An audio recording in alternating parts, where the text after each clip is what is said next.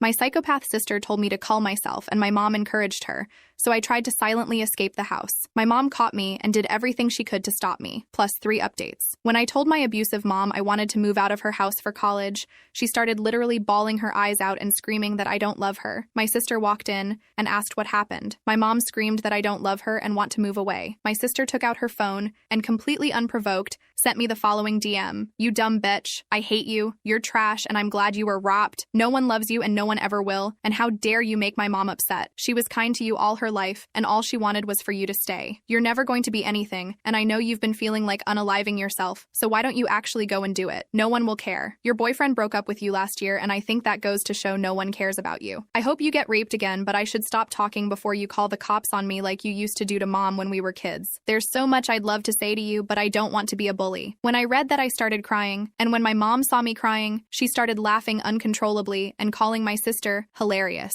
"You're going nowhere," my mom said to me before walking away. I wanted to leave immediately, but I didn't even know where to go. I tried to calm down, tried to think, but then my sister walked back into the room. She had this smug look on her face. She stopped in front of me and just stared, like she was daring me to say something. "What's wrong?" she asked, her voice dripping with fake concern. "Did I hurt your feelings?" She didn't wait for me to answer. "Oh wait, I forgot. You don't have any. You're just this empty shell who thinks everyone owes her something." I didn't say anything. I didn't trust myself to speak. I knew if I opened my mouth, I'd either scream or start crying again, and I didn't want to give her the satisfaction. She leaned in closer, lowering her voice. "You're such a pathetic little crybaby. No wonder no one wants you around." Then she moved behind me, and before I could react, she flicked the back of my head. I stumbled forward a bit, and she laughed. "Oops," she said mockingly. "Sorry, didn't see you standing there." It stung, but I didn't turn around. I just stood there, my fists clenched, trying to hold it together. I felt trapped, like I couldn't even move. She leaned in again, her breath against my ear. "You know, you really should do everyone a favor and just disappear. You'd be doing us all a huge favor." I closed my eyes, wishing I could just disappear into the floor, wishing I was anywhere but here. She pulled back and laughed again, a harsh, mean sound. "Yeah, that's what I thought. Go ahead. Keep pretending you're all brave and tough, but we all know you're just a coward." She turned and walked away, leaving me standing there, still shaking. My head was throbbing where she'd flicked it, but it was nothing compared to the heaviness in my chest. I took a deep breath, trying to steady myself. I knew I had to get out of here, but I didn't know how. My mom was right. I was going nowhere. That night, I went back to my room and locked the door. I knew I had to get out of there. I couldn't stay in this house anymore. It was like being trapped in a nightmare I couldn't wake up from. I sat on the edge of my bed, staring at the blank wall in front of me, trying to figure out what to do next. I knew I couldn't just walk out the front door. My mom and sister would stop me. I needed a plan, something solid. First, I grabbed my phone and opened the messages from my sister. I took screenshots of everything. I didn't know if I'd need them, but I wanted proof, just in case. It felt weird, like I was building a case against my own family,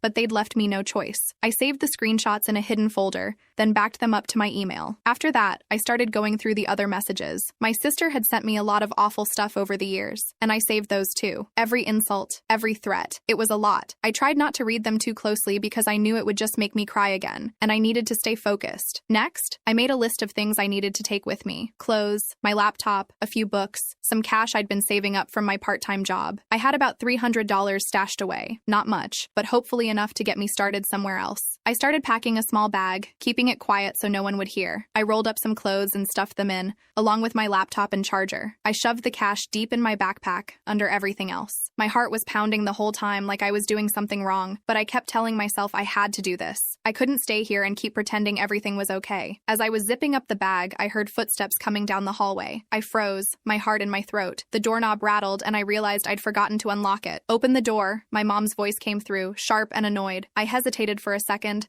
then forced myself to get up and unlock the door. She pushed it open and stood there, arms crossed, glaring at me. Her eyes flicked to the bag on my bed, and I could see the realization dawning on her face. "What the hell do you think you're doing?" she demanded. I tried to stay calm, tried to think of something to say, but I could feel the panic rising in my chest. "I'm just packing some stuff," I said, my voice shaking a little. "For college. I just wanted to be ready." "Don't lie to me," she snapped, stepping into the room. "You think you're leaving? After everything I've done for you, you're just going to walk out?" I swallowed hard, my mouth dry. "I'm not trying to leave right now," I said, forcing a smile. "I was just getting things together. I'm not going anywhere." She didn't believe me. I could see it in her eyes. She took a step closer, her face inches from mine. "You think you're so smart, don't you? Think you're going to run off and have this perfect perfect little life? Well, you're not. You're not going anywhere. I know, Mom, I said, keeping my voice soft. I know. I'm staying here. I'm sorry. I hated saying it, hated pretending, but I knew if I didn't, she'd make everything worse. She looked at me for a long time, her eyes boring into mine like she was trying to see if I was lying. I forced myself to keep looking back, to keep my expression calm. Finally, she stepped back, her lips curling into a sneer. That's right, she said. You're not going anywhere. You belong here, with your family. Don't you forget that. I nodded, trying to look as defeated as I felt. I won't forget, I said quietly. She gave me one last glare before turning and leaving the room, slamming the door behind her. I let out a shaky breath, feeling like I'd just run a marathon. My hands were trembling as I finished packing, stuffing a few more things into the bag. I wasn't going to let her win. I wasn't going to stay here and let them destroy me. I didn't know how I was going to do it, but I was going to get out of this house. I had to. Even if it meant sneaking out in the middle of the night, I was going to leave. I wasn't going to let them break me anymore. I'm escaping this house, and I don't care what I have to do in order to do it. Something I should also mention is that I have been able to secretly contact an acquaintance of mine. I told her about my family situation, and she and her family kinda know my mom, and they told me they would be willing to take me in if I made my way down to them, and didn't tell anyone where I was staying. That's where I'm going. Update 1. My hands are shaking, but I am on the way to a domestic violence shelter. I am very afraid. The family who was going to take me in said that my mom is way too scary when she's mad, and in case she finds out where I am, they are afraid she is going to do something crazy to them, and they don't want to take that risk. I'm very upset with them about this. She didn't even have to know I was there. How could she have found out? They live miles and miles away. Right now, I look like a mess, and it's because it all happened fast. The night I left, my mom saw me walking out the door. A vase was thrown at me by her, and nasty things were said. My life was threatened by her. I didn't even have time to shower or anything. I look and smell awful. Update 2. I am at the ER getting my medicine. The domestic violence shelter is paying for it. I'm afraid of getting judged because I actually rolled out of bed and look awful, but I had to escape. The shelter itself is pretty nice. It's so nice not being yelled at or literally fearing for your life when you go to sleep. The only downside of it is that it gives me 30 days before I have to leave it. Luckily, I have a job interview lined up. I don't know the best way to go about it, but I think I'll be honest and tell them I really need the job because I'm in a shelter. It's at a cinema, so that would be so nice. My friend and her parents changed their mind too and said I could stay there if I don't have anywhere else to go after the 30 days. I just have to buy my ticket. Update 3. Wow, so it's been nearly 3 years since I posted. Desperate for help. For some reason, these posts just popped into my head after all this time, and rereading them, I just want to hug my former self because I had forgotten how bad things were. I also want to hug all of you for helping me. I wrote down the advice you gave me, and I used it. I really did. So here goes the last update to this saga, and it's a happy one. The shelter that I stayed in was very nice and brand new. The staff told me how cramped the other one was, so I'm very lucky that I arrived when I did. After the first day, my nerves relaxed, and I could just breathe. There were about 7 other women there, and we each had our room with a nice bathroom. I was the youngest there, and the other women gave me advice about life, and they even did my makeup for interviews. We each took turns cooking, per the rules, and we developed a nice rapport. The staff was so amazing, and they also talked to me about life. I felt so safe at this place because of the security. Oh, I almost forgot. A church group came to give quilts they had made for us, and I still have mine. Sometimes I snuggle with it and think of how far I've come. I love that quilt, and I wash it very carefully. We also had group and individual therapy, which really helped. I know every domestic violence shelter experience isn't like this,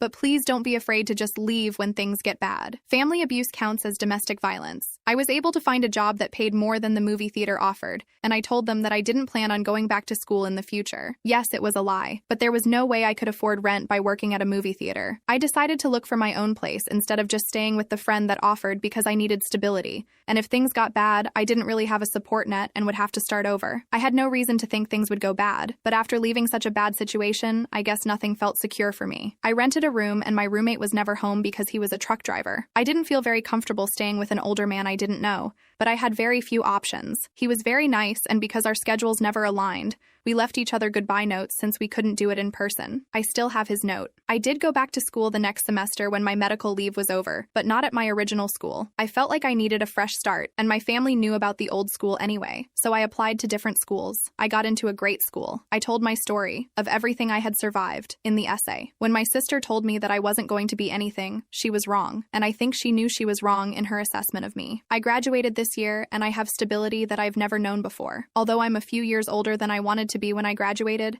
I realized that sort of thing doesn't even matter, and the medical leave was beneficial. I just got engaged to a lovely man with a lovely family. They always tell me they're my family, and I'm so close with my future mother-in-law. I had food poisoning for the first time a few days ago, and my fiancé left the house at 2 a.m. to get Pedialyte just to make sure I was hydrated. And when I felt like I was never leaving the bathroom, he told me he was going to make lentil soup for me. I didn't have to ask or even say anything. When I was kid and vomiting, my mom told me to go back to sleep. It feels nice to be treated this way, and sometimes I catch myself saying, "You don't have to," when he tries to do something nice to me. Anyway, he has 6 siblings, and they're like the siblings I never had. I learned to value myself and put myself first. I wasn't loved, and so I do things for myself that I didn't get. No one made me feel special, so I do it myself. I make it a point to buy flowers for myself weekly. A therapist recommended this to me, and it makes a difference. No one cared that I was sick, so I make sure that I rest and relax without disruptions when I'm sick. No one valued my personal time or space, so I have days where I don't even answer my phone and just spend time with myself. Things like that. When I made that last update, I was crying, and I really didn't think I was going to be okay. I was at a shelter with a 30-day stay, and I thought there was no way anything beneficial could happen in 30 days. I was very depressed and hopeless, and I had no idea things would have gone in such a positive direction.